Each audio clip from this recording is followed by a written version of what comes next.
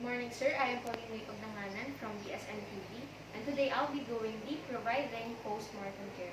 So for the purpose is to aid in preserving the physical appearance of the deceased, to support family members during the initial hours of their bereavement. So for the goal is to understand the role of the nurse during the death and the dying process, describe phases and associated signs and symptoms involved. So for the assessment is check the vital function and notify the physician.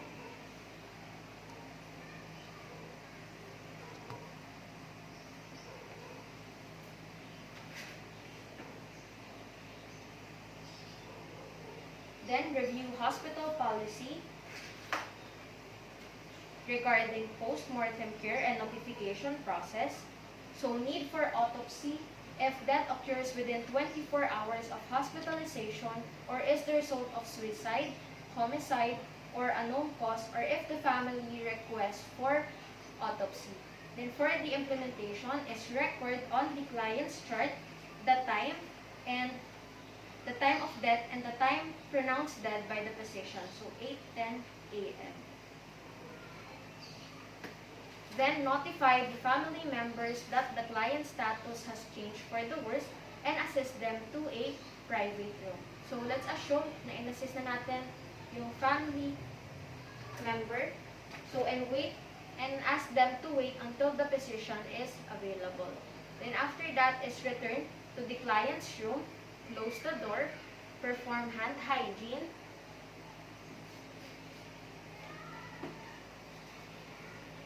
and put on gloves,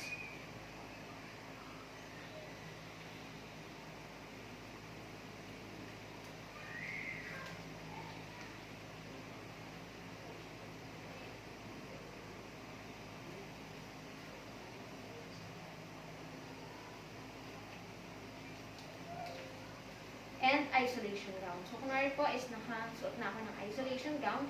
So we will be removing the tubes such as the IV, the NGT, or the urinary catheter.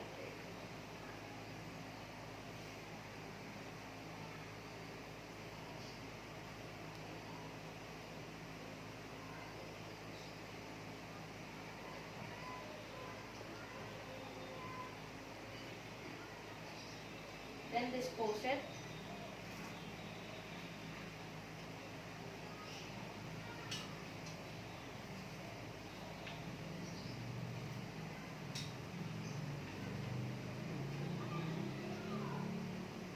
After removing the NGT or the IV line is place a, make sure that the eyes of the patient is closed. So if they do not remain closed, we can place a moist gauze pad onto the lids of the patient.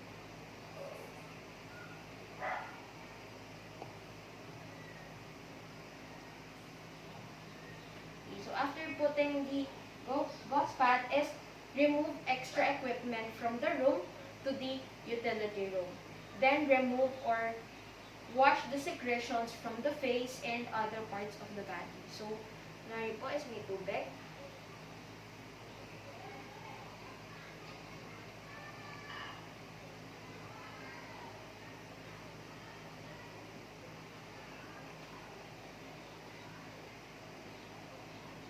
Then after that is replace the soiled linens and the gown with a new one.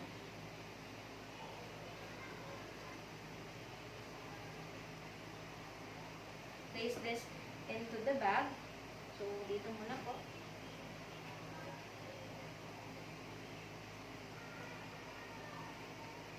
And place the gown with a new one.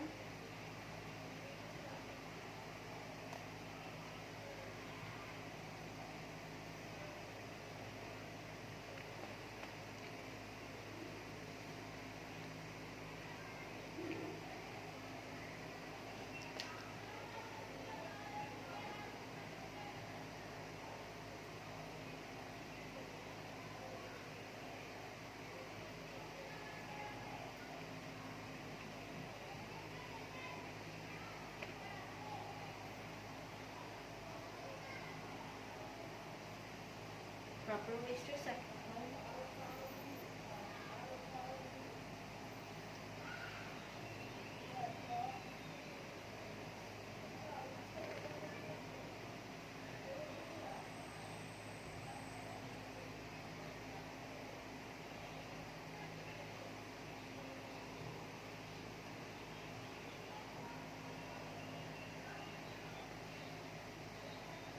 After that is we can place a linen saver under the body and extremities of the patient if needed.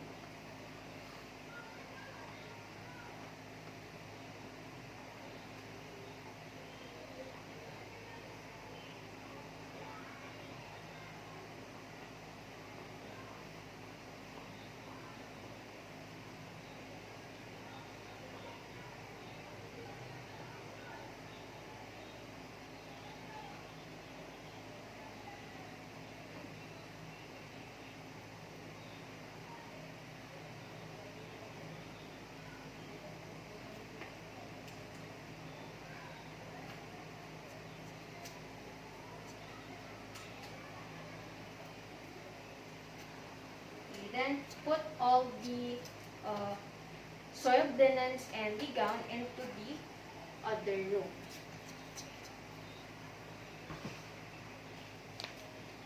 Okay, then position the patient in supine position.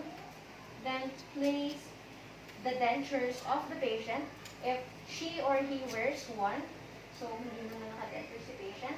Then place a pillow under the head of the bed. Then close the mouth and place a rolled towel under the chin.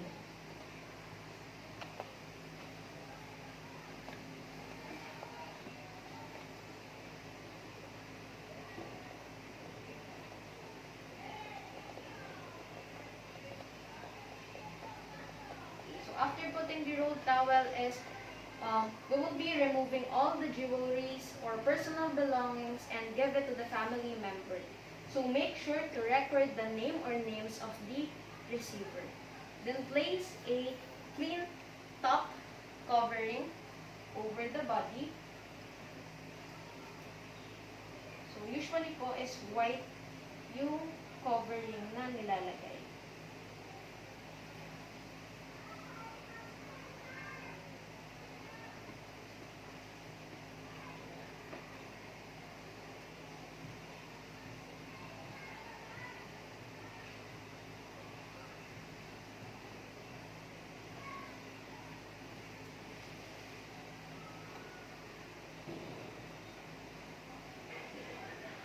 After placing the covering is, we will be dim the lighting, then place a chair at the bedside.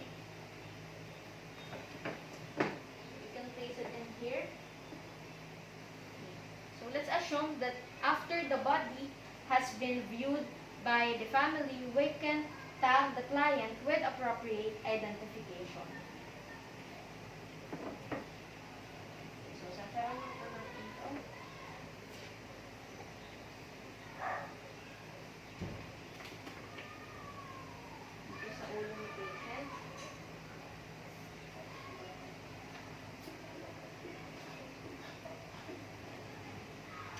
Then in the body and sa foot part.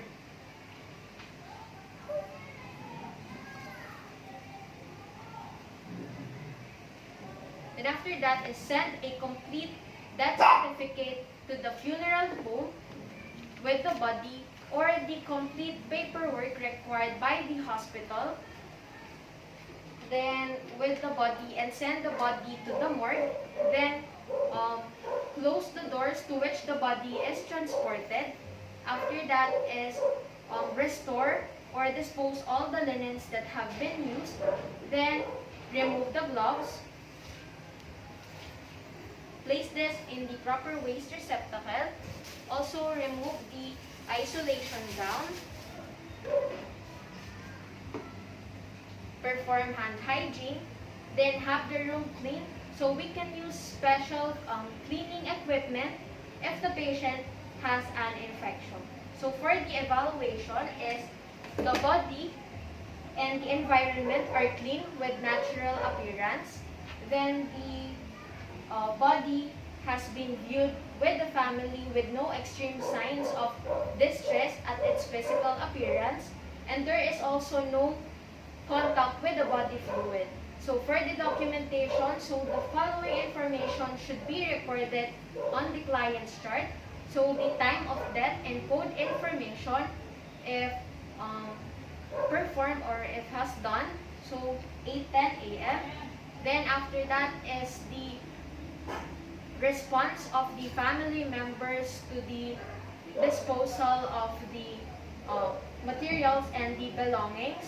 Then the notification of the doctor and the family member, time the body has been removed from the room, and lastly is for the location to which the body has been transported. So that's all po for the providing of post-mortem care.